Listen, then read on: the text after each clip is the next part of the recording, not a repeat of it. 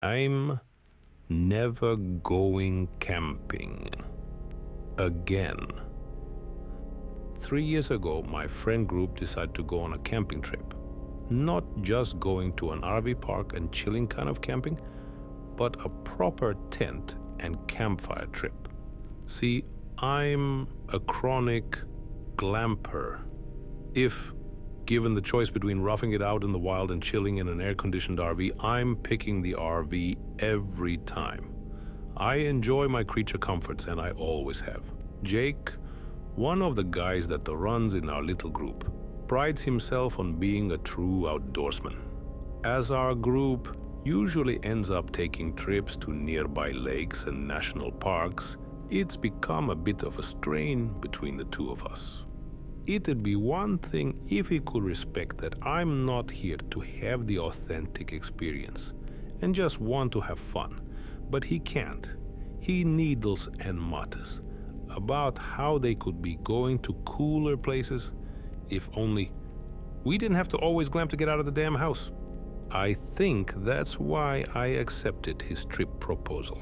Normally, I'd shut it down without question. But he'd been getting on my nerves for years. I accepted, thinking I'd prove once and for all that I can do it the rough and tough way.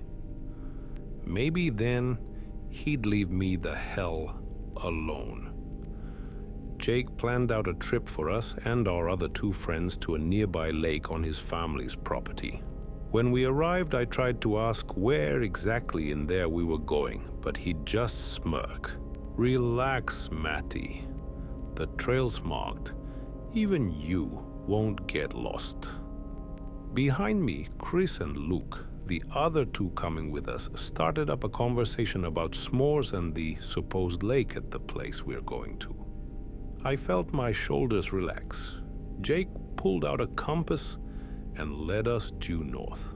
According to him, we had to follow the compass a little ways until we found some trees he and his family had marked with red triangles.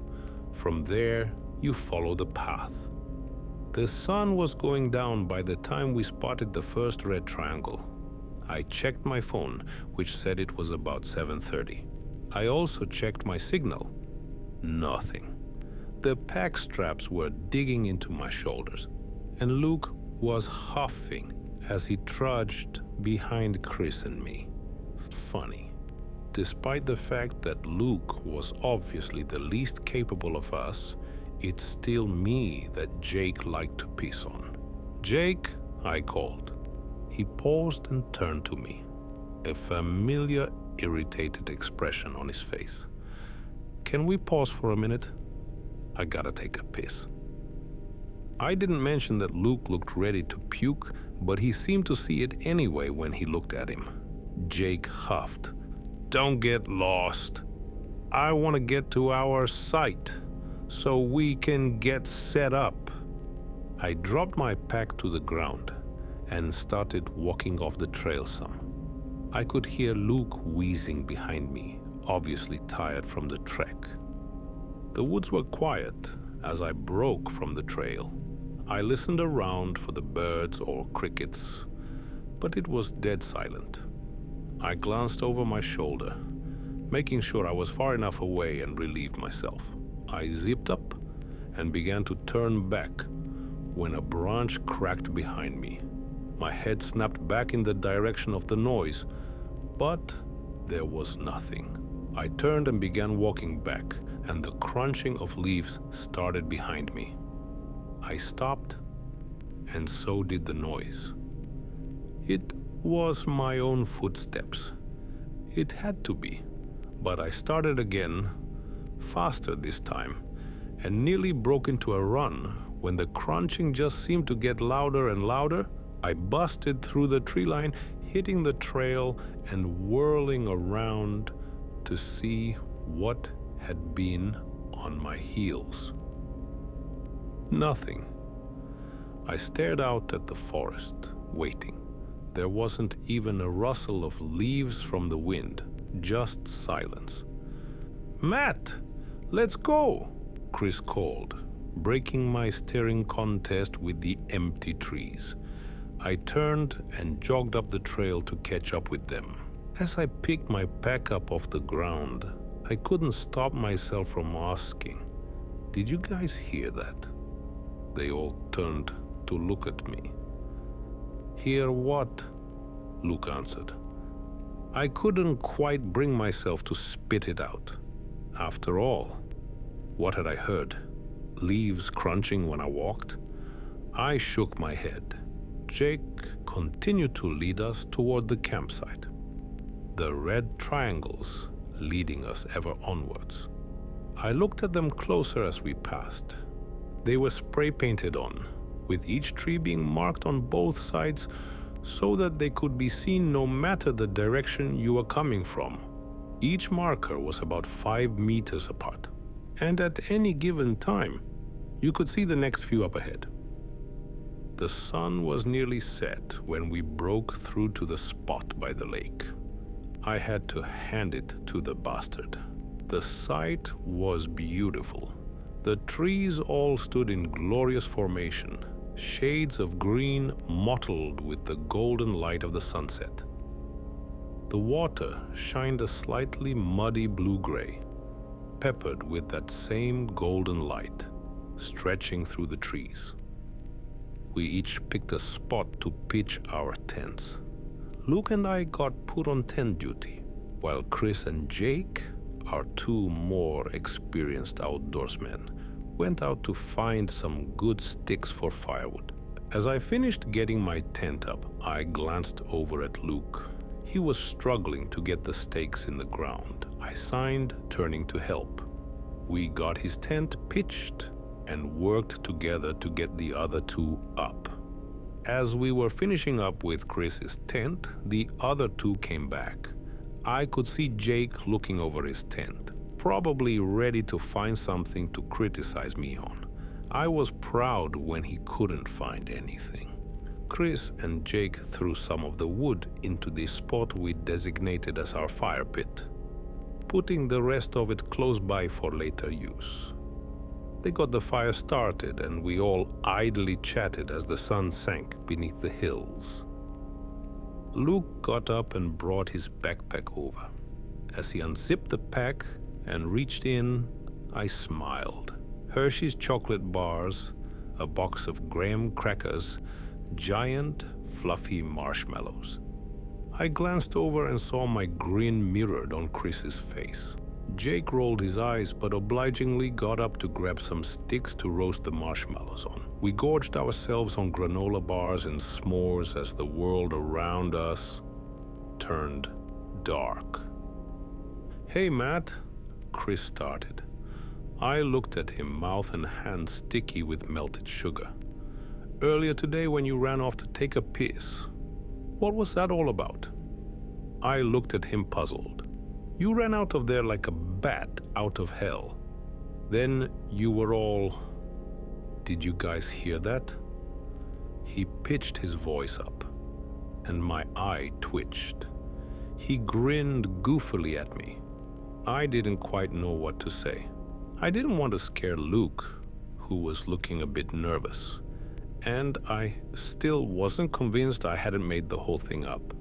"I thought I heard something behind me," I settled on. "Branch snapped kinda loud and it freaked me out." Jake snorted. "Really? All that fuss over a branch cracking in the woods?" Yeah, I know. That's why I dropped it. It wasn't much." Chris and Luke exchanged a look, seeming to sense that wasn't quite it. But Jake was snickering at my foolishness, and neither quite seemed like they wanted to press. We all went to bed after putting the fire out. I tossed and turned some, but overall, the night passed on without incident.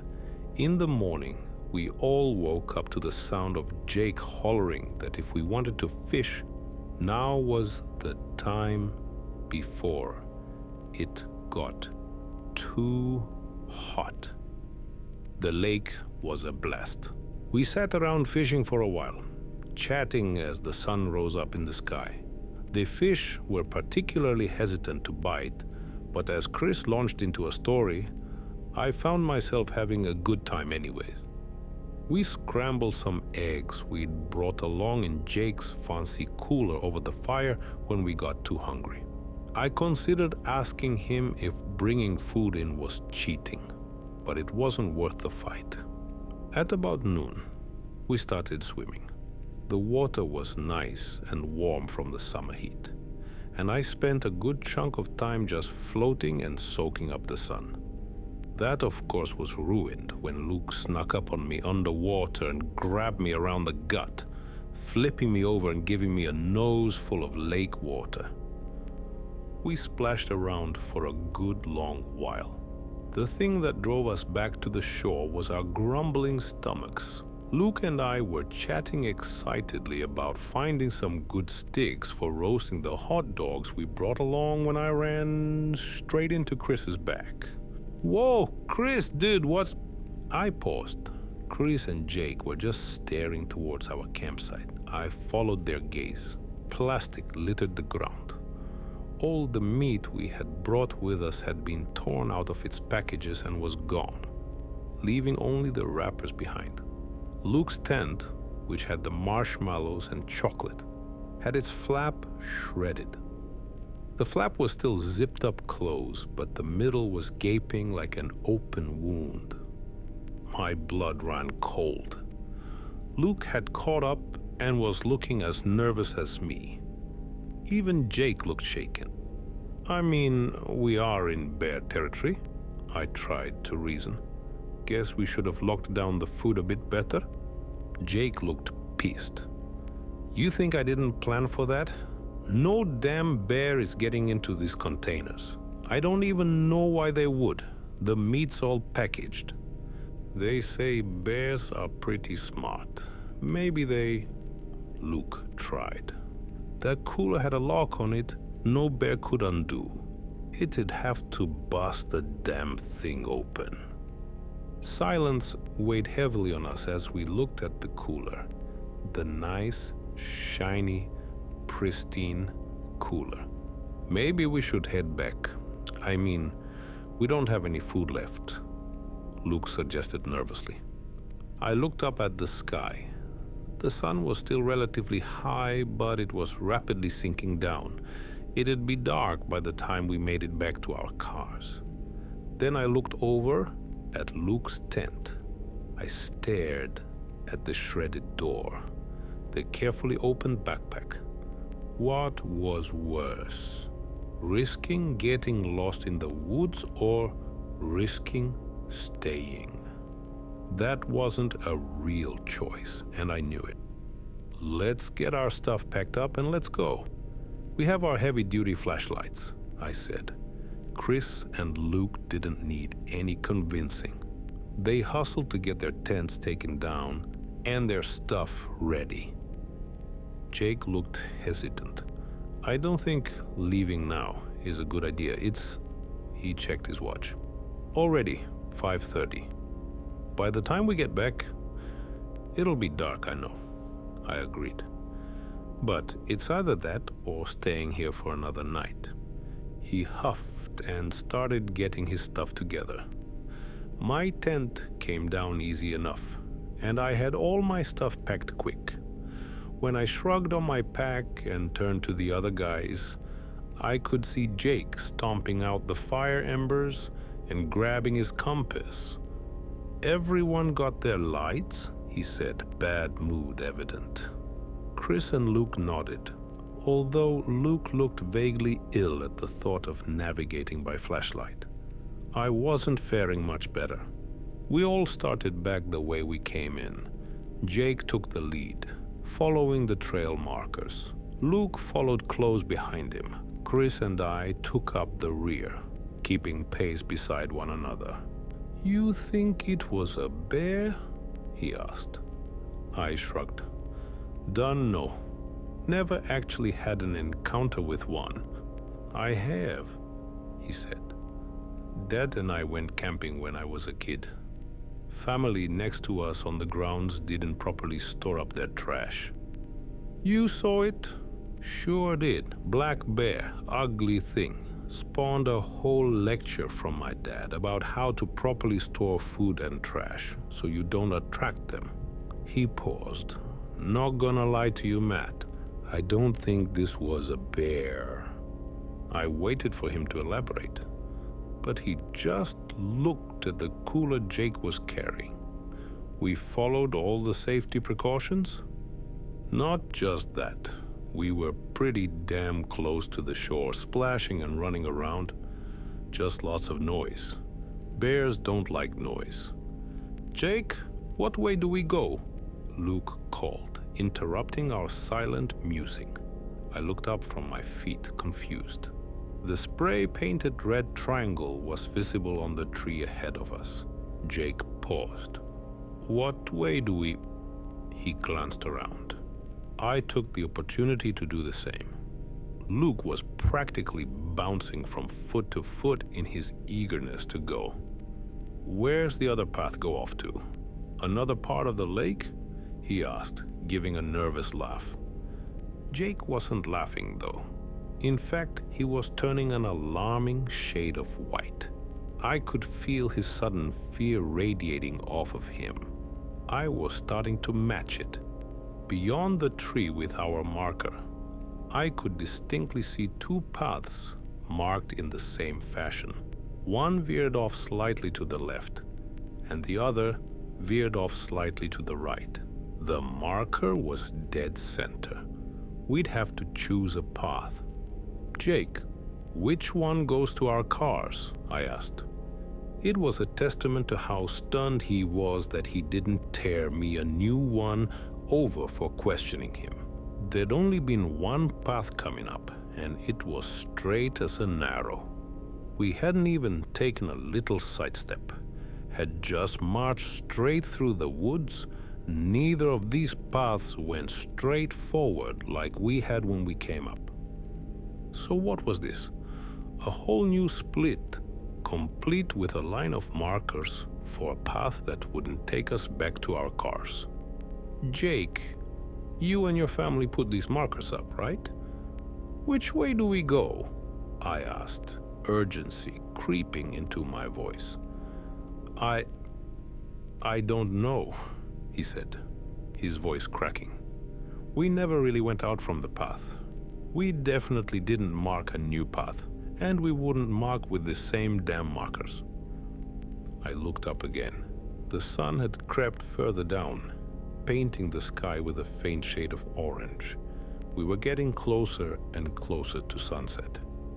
Jake, are you sure we're going the right way? Chris asked.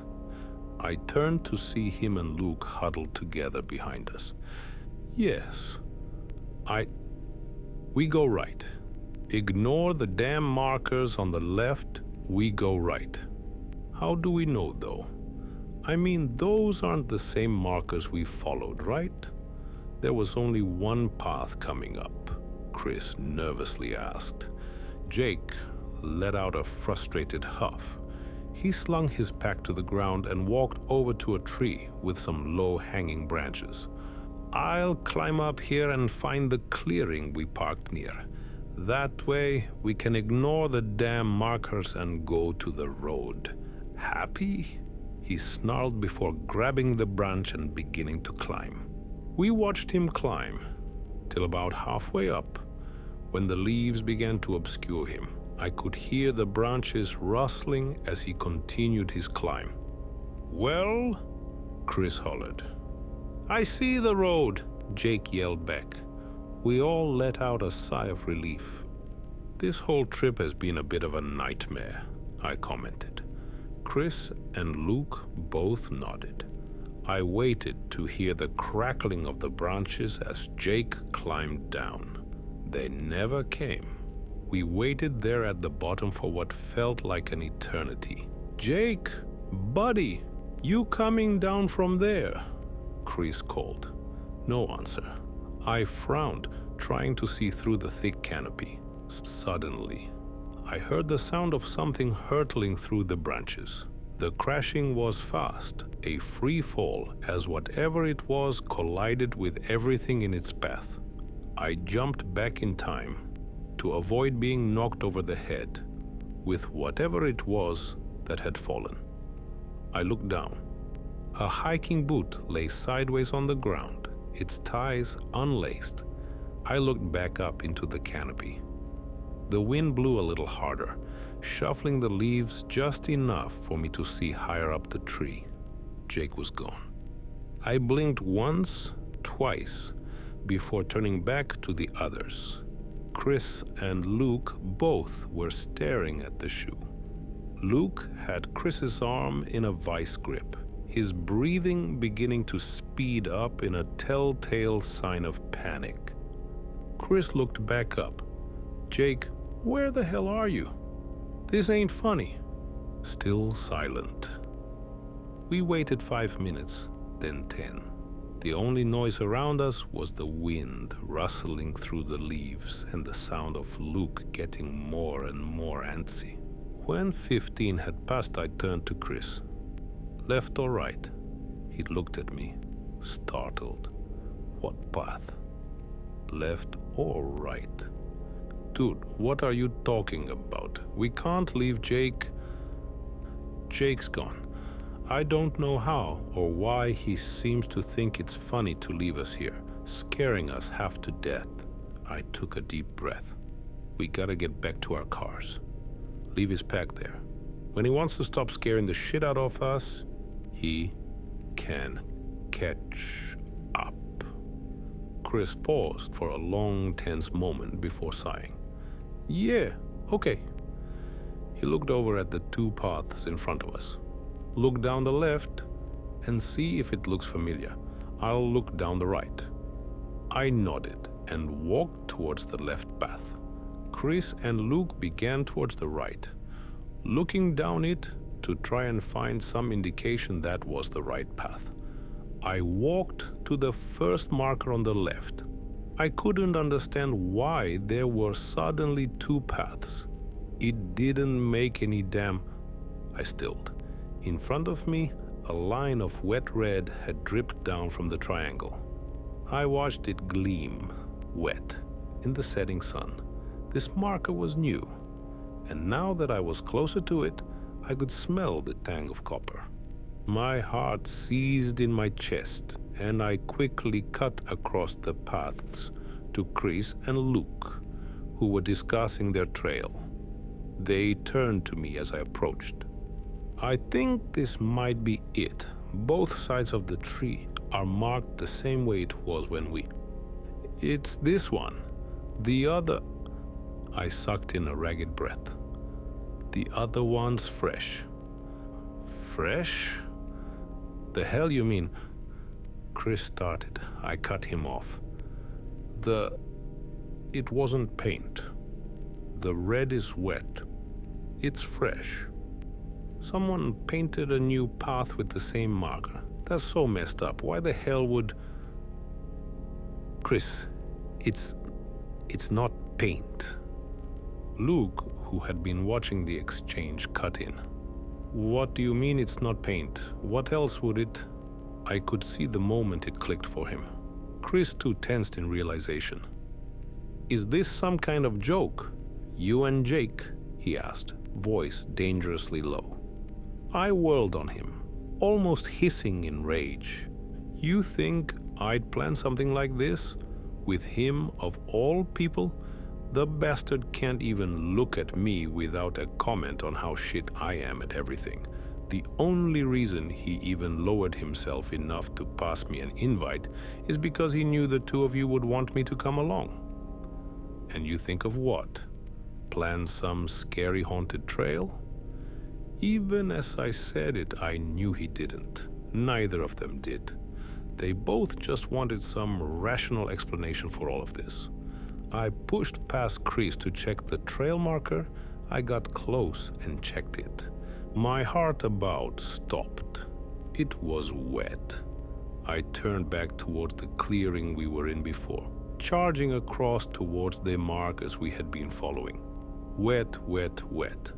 All tinged with a coppery smell we'd been marching by too quickly to notice. I turned back towards Chris and Luke and saw Chris was right behind me. "They're all wet?" he asked, wrinkling his nose as the smell hit him. We shared a glance, looking at the triangle nearest to us. Now what? I couldn't help but wonder. Here we were, in a rapidly darkening forest, lost without anyone who was even slightly familiar with the area. "I've got a compass in my pack," Chris answered. He set his pack on the ground and rummaged through it for a while before triumphantly pulling out the instrument. "Jake had his on him when he went up that tree, but I have my own." He pointed in a direction off to our right. "South is that way. We go that direction. We should get close to the road. As long as you and me and Luke stay close together, we'll be fine." I nodded and turned towards where Luke was. "You hear that?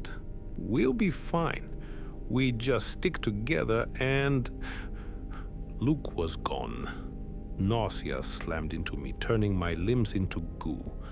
Chris wildly looked around, calling for Luke. I grabbed onto his sleeve, terrified. "Chris," I said, keeping my voice low. He stopped his frantic yelling and looked at me. "Chris, we need to get to the road and get back to our cars." "Matt, we can't just leave Luke here. Jake knows this place. But Luke..." "Chris, we get to the car and we go somewhere with signal and call the cops. They can come out here with dogs and search and rescue teams. But for right now, we have to go." I could see him internally fighting a battle, but in the end he nodded. I kept a hold of his sleeve as he led us south. The woods finally got dark enough that I grabbed the flashlight with my free hand. Chris went to grab his too, but I stopped him. "I've got the light. You keep leading us straight." He didn't fight me. He just nodded and continued leading us. Finally, I could see something between the trees, the road. I could hear Chris give a little sigh of relief, and we both started walking a little faster. "Where's the other path go off to?" "Another part of the lake." A voice called behind us. We stopped. Dread crawled up my spine as Luke's voice washed over me.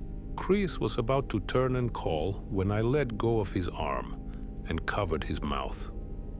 He looked at me, angry, when the voice came again. "Jake, what way do we go?" I felt a whimper crawl up my throat. I met Chris's eyes and jerked my head in the direction of the road. He nodded. We crept forward, taking care to keep our steps as light as possible. Behind us, sounding like he was wandering the forest, Luke's voice continued. The nausea increased tenfold as I realized it was just repetitions of things he had said earlier. The road ahead of us was clearer than ever, and as if heaven itself was lighting the way, it was lit in a soft, golden glow. Chris broke free of my grasp and ran forward. The crunching of leaves and sticks beneath him caused the voice to stop, and suddenly the sound of something barreling through the trees made its way to my ears.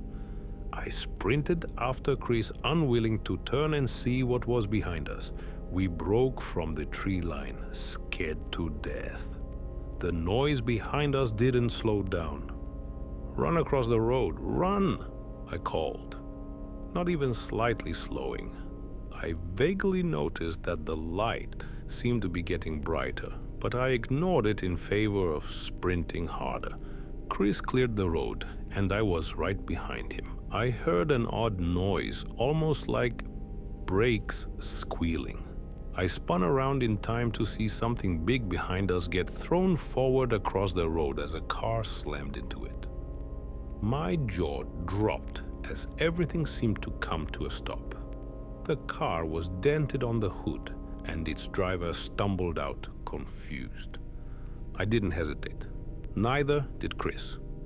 We ran up her, urging her back into the car. I think she caught sight of what it was she hit. because she just faintly told us to get in the back. We clambered in as she put the car in reverse and turned the car around. She started the car back towards town, and I couldn't help but stare out the back window. As the driver took a turn and the thing was going out of view, I saw it twitch and begin to rise up. The driver's name was Eve, and she was trying to head home from a work trip in another city. She'd been passing through by pure happenstance and was grilling us on what the hell that thing was. A deer? An elk? A moose? It's awful. Far down south for moose, but damn if that sucker wasn't big. I just asked her to drop us off at the police station. She looked back at us, confused, but said that was fine. I closed my eyes. When we got there, we told them the whole story. They obviously had some questions, and I knew they didn't believe us on multiple parts. They told us not to leave town, and that they'll have some more questions for us later. They took us up in the morning to get our cars. When we got to the spot we'd parked, the cops looked just as baffled as Chris and I had felt this whole trip. Every window of all 4 cars was shattered. The tires were slashed with great big gashes, and the trunks had been ripped open by force. Luke's car even had a door ripped off its hinges. The offending piece of metal bent out of shape a few yards away. The cops just took us home. They never found Jake or Luke. Chris and I still keep in touch every now and again. I think that trip put a strain on our friendship. Eve and I, meanwhile, got a whole lot closer. So close, in fact, she's right here beside me as I type this. I don't know what's prompting me to recall this. Maybe some form of exposure therapy or a way to get it off my chest. I'm not sure. All I know is that I'm never going camping again. Enjoyed the video? Like, subscribe, ring the bell, and drop a comment. It really helps the channel grow. That's all for now. Thanks for watching, and see you soon.